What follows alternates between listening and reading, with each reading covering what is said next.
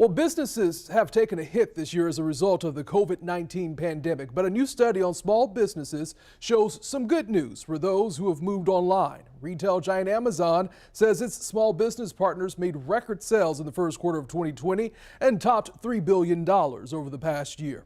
On your side's Alex Osiris gives us a closer look at how small retailers are making some big changes companies are adjusting to. You might recognize this box at your door, but it's growing more likely that the contents inside it are coming from a small business partnered with the retail giant. As COVID-19 caused closures, others turned to the internet to buy and sell.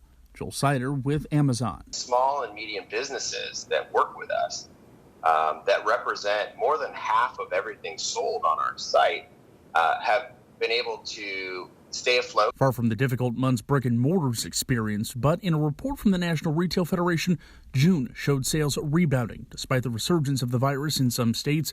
Sider says with the increase of Amazon's partners, the company is pouring $30 billion into resources for these small sellers, over 90,000 of which operate in Florida, he says. Now it's more important than ever to take advantage of the online opportunity.